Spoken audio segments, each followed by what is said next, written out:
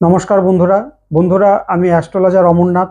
আর আপনারা সবাই দেখছেন আমার অ্যাস্ট্রোলজিক্যাল ভিডিও বা জ্যোতিষ চর্চার ভিডিও। বন্ধুরা, আজকে আমরা আলোচনা করব মকর লগ্ন নিয়ে। মকর লগ্নের ব্যক্তিদের তাদের স্বভাব, তাদের চারিত্রিক বৈশিষ্ট্য, তাদের আচার আচরণ কেমন হবে এই নিয়ে আমরা আলোচনা করব। মকর লগ্নের যে সাংকেতিক চিহ্ন সেটা হলো একটা পুরুষ ছাগলের সাংকেতিক চিহ্ন। মকর লগ্নের যে তত্ত্ব সেটা হলো পৃথিবী তত্ত্ব।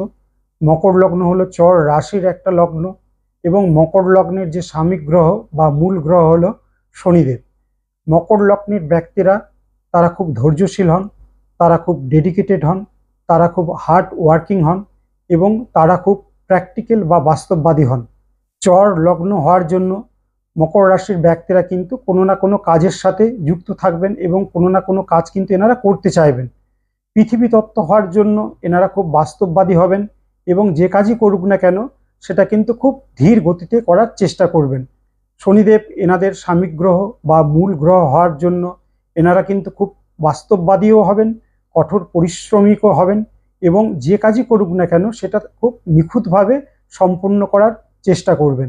কাজের মধ্যে যেন না কোনো ভুল ত্রুটি থাকে সেটাও এনারা কিন্তু লক্ষ্য করবেন। কাজ এদের জীবনের একটা অঙ্গ এবং কাজ কিন্তু এনারা খুব করতে ভালোবাসবেন এবং কাজের প্রতি এদের যে নিষ্ঠা সেটাও কিন্তু প্রচুর পরিমাণে লক্ষ্য করা যাবে। শনিদেব মূল যেটা সেটা হচ্ছে গিয়ে কার্মিক গ্রহ এবং ন্যায়ের গ্রহ হিসেবে মানা হয়। তো যেসব কাজ খুব নিখুঁতভাবে করতে হয়, যেসব কাজ খুব পরিকল্পনা মাফিক করতে হয়, এই সব ওয়ার্ক ফিল্ডে কিন্তু মকর লগ্নের ব্যক্তিরা খুব সাফল্যের সঙ্গে করতে পারেন। যে কোনো ধরনের অ্যাডমিনিস্ট্রেটিভ ওয়ার্ক, যেমন বিডিও অফিসার, এসডিও অফিসার কিংবা কোনো জেলা পরিষদ বা গ্রাম পঞ্চায়েতের কোনো সদস্য, এই ধরনের যে অ্যাডমিনিস্ট্রেটিভ ওয়ার্ক ফিল্ড আছে এই সব ওয়ার্ক ফিল্ডেও কিন্তু মকর লগ্নের ব্যক্তিরা খুব সাফল্যের সঙ্গে করতে পারেন।